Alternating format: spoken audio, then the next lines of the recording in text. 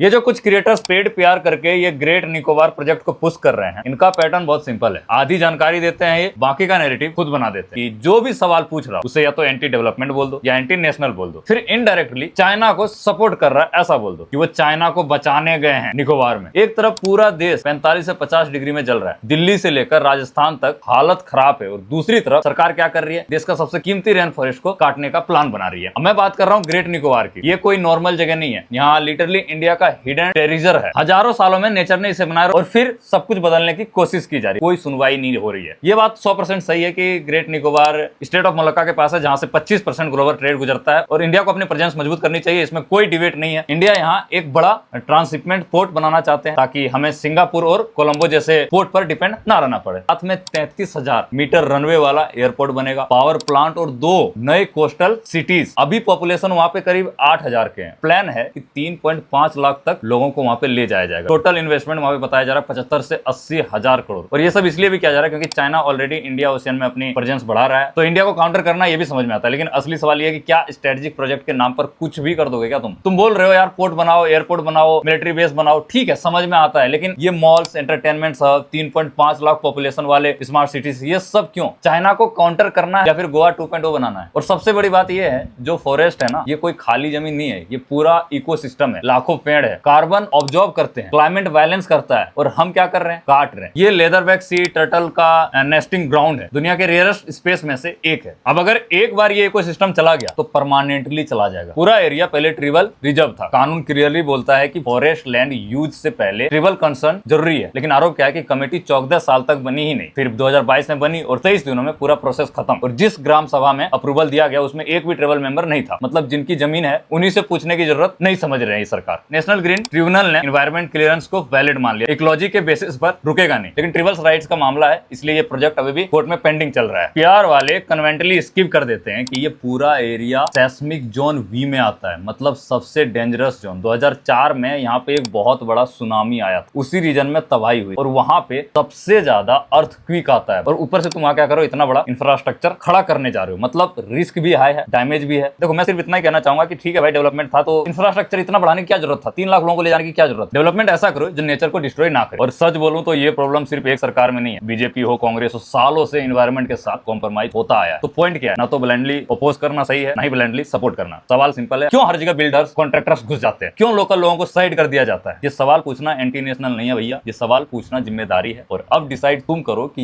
ये डेवलपमेंट है या फिर फ्यूचर के साथ रिस्की गैम्बल।